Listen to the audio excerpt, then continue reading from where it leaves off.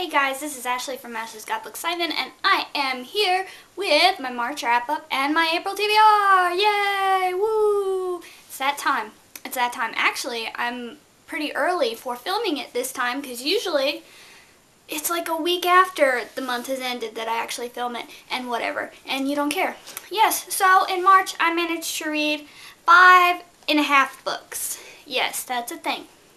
So, let me tell you what I read. The first book that I read was Hollowed by Cynthia Han. This is the second book in the Unearthly trilogy, and I ended up giving this book a 3 out of 5. I don't know.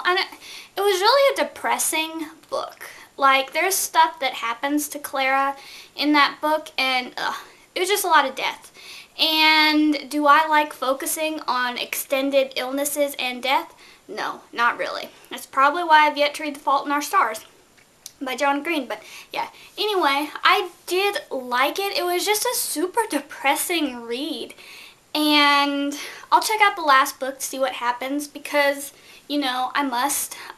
But it's about a girl named Clara. She is a half angel, and she has a destiny to fulfill, and it's about stuff like that. And there's a love triangle. And my favorite from the first book is Tucker. And I don't know, he didn't really get much action in this book. He was just kind of there, then he'd get pushed aside, and then she'd hang out with Christian, who's the other boy.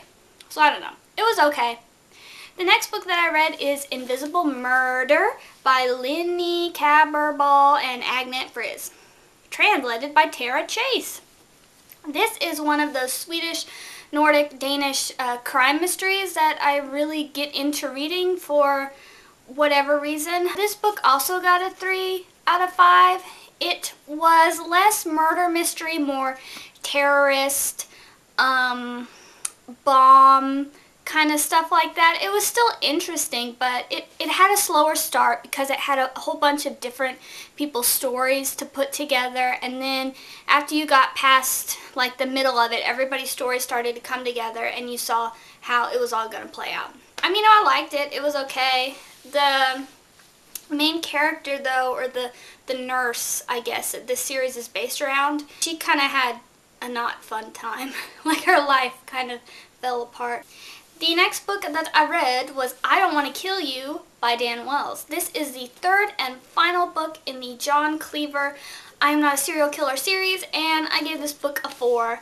I'm sorry to see it end. I want more John Wayne Cleaver, even though he's creepy, and I don't know if he's gonna kill somebody one day.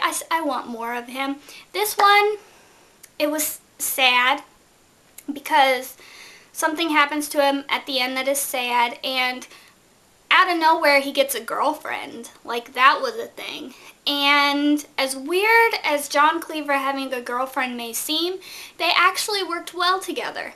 And then at the very end we do get a sense of closure, a sense of what's going to happen to him next, where he's going to go next. And I appreciated that, but I want more John Wayne Cleaver. If you guys haven't read I Am Not a Serial Killer series by Dan Wells, please, please do. I love it. It's creepy, creepy, creepy. And, I mean, if you like serial killer kind of fiction stuff, I mean, John Wayne's creepy, but you do end up liking him. The fourth book that I read was A Fatal Likeness by Lynn Shepard. Now, you guys might remember this book from my Friday Reads because I said that the author, Lynn Shepard, wrote a dumb article about J.K. Rowling about how she shouldn't write adult fiction anymore. And so I was really trying hard not to judge the book based on what she'd written in that article. So I ended up giving A Fatal Likeness a 3 out of 5 as well. It was okay. Like, there were parts of it that interested me, but it kind of dragged on forever, and she really could have wrapped up the story much sooner than she did. She did these weird little asides to the reader, and it was like she would have the narrator talk to the reader directly, which I don't think I really like, because it takes me out of the story, and I want to experience the story the way Charles, our detective, Charles Maddox, was experiencing things. I didn't want to find out stuff ahead of him. You know what I mean? I don't know, so I didn't like that. And then the third thing that I didn't like is she wrote it about Mary Shelley and Percy Bysshe Shelley. Now, Mary Shelley wrote Frankenstein. So she is a real person, historical figure, and so Lynn Shepherd kind of wrote about her life, but she would write with the facts that she had that are known about Mary Shelley. And then in the gaps, she would just create things. And she created not so nice things about Mary Shelley and her husband, like pedophilia, murder, madness, meanness, all that stuff. Oh, and that Mary Shelley didn't write Frankenstein. You know, that was real little in there.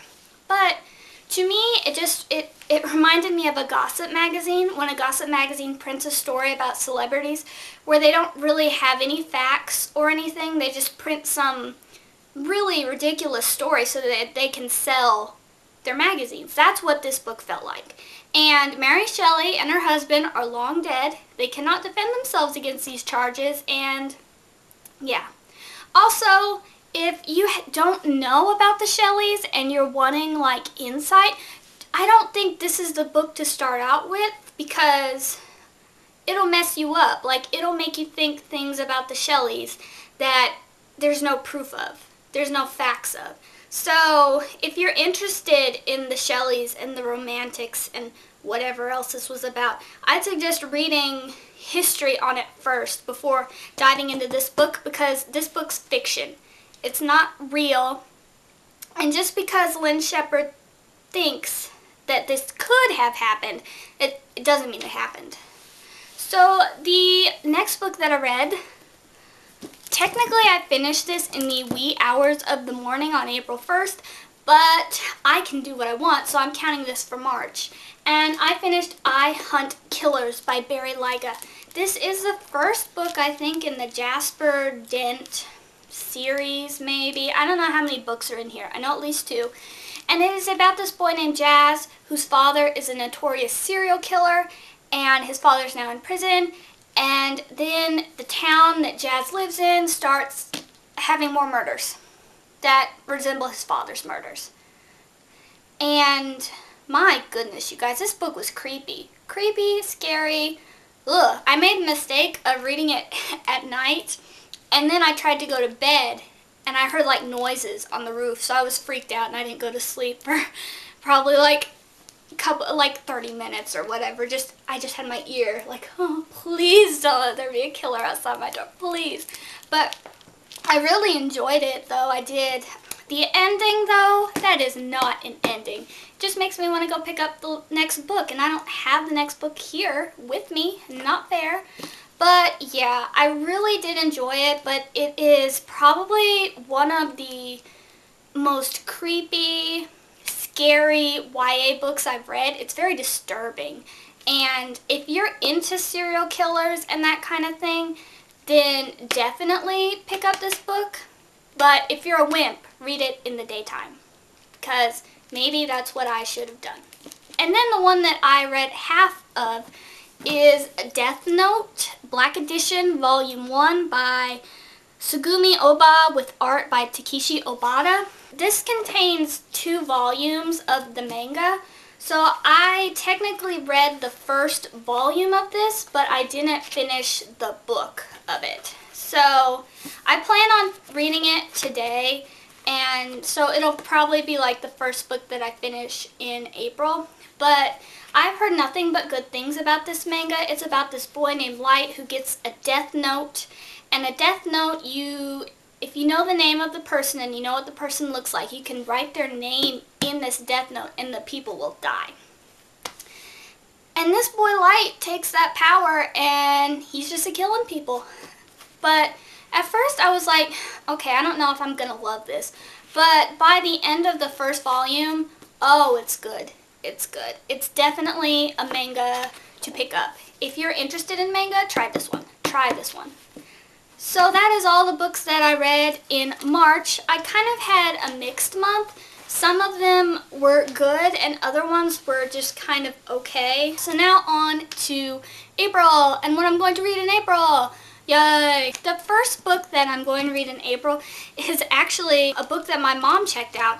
And usually I have no interest in books that my mom checks out because they're weird. They're about people, poor people living in the mountains of Appalachia, and they have like no teeth, very little money. But she checked this one out, and I don't think she even really knew what this one was about. So she read it, and then she passed it on to me, so I'm very excited. And without further ado, it's the autobiography of Mrs. Tom Thumb by Melanie Benjamin. Now, Melanie Benjamin wrote Alice I Have Been, which was a it's not a retelling, but it was like an imagining of what the girl who inspired Alice in Wonderland's life was like, the original Alice. And this one is about a real lady too. Here she is right here. She is a little midget person, and her name is Mercy Lavinia Warren Bump. And I think in adulthood or something, she ends up joining P.T. Barnum's circus, and she marries another little guy named General Tom Thumb. And I don't know, it's just about her life, I guess. So I'm really excited to read this. I love like historical books that are based on real people, even when they're fiction, kind of. I don't know. Now, I know I just said that I didn't like Fatal Likeness by Lynn Shepard, and that's kind of in the same vein, but I like where they tell the people's story. And this one looks good.